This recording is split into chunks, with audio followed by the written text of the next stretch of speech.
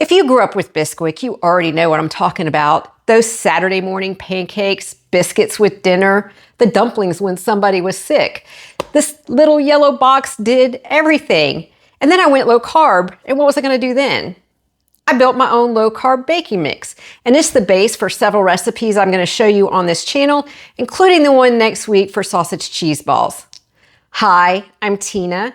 And on this channel, I share low carb, high protein recipes that taste good. I eat low carb because I have to. I have reactive hypoglycemia, and a low carb diet is the treatment. All right, so we're going to start off with the flour base. We have two in here. We have almond flour and coconut flour.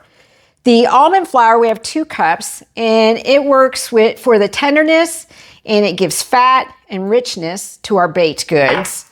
And it also prevents the coconut flour from getting too dry.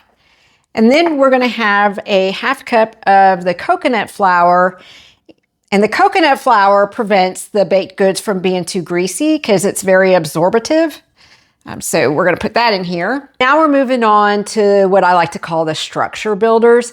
We'll start with the protein powder. So I chose PE Science Select because it's a whey casein blend. It just leads to a better texture on your muffins because whey is dry and casein tends to be soggy, so the mixture works out very well. So we have 3/4 cups of that. And this is what is going to give your baked goods their lift and helps them hold their shape. So that's why we added the protein powder. And then we have a 1/2 cup of oat fiber. And this is going to help with the browning of your baked goods as well as the smell when it's baking. So that's why we add this one. I think it's about time to start a little bit of sifting here because I'm running out of space in my sifter. And side note, I do sift all of my almond flour recipes just because it leads to a much better texture. If you don't sift it, then it gets really clumpy and kind of gritty tasting, and you bite into different areas and it's not all that pleasant. Next up, we got the not so sexy ingredients. We've got the 2½ tablespoons of baking powder. And we've got 1 teaspoon of baking soda and a teaspoon of salt. Now these next 2 ingredients are what really makes this baking mix shine. So we've got 1 tablespoon of egg white powder, and that's what's going to give you your fluffy pancakes and biscuits. And who doesn't like a fluffy pancake or biscuit? And the 1/4 cup of butter powder, that's what makes this mix convenient. If you've noticed any other baking mixes online, they cut in cold butter into the flour. You have to store it in the refrigerator. This recipe is shelf stable, so it does not need to be stored in the refrigerator. So love the addition of the butter powder to this recipe. And I'll also add another reason. I don't know how many of you are into long-term emergency food storage, but fat is typically one of the hardest things to store long-term. And they make the butter powder in these 10-pound cans, and this lasts for 10 years. So I already had this in my stockpile. So this mix gives me an easy way to rotate this stock out. So I really like that. You don't have to buy a 10-pound or a number 10 can. They do make this in smaller amounts, as you can see here from NutriCost has one, and there's multiple other ones available on Amazon. So now I'm going to sift this up, and I'll be right back.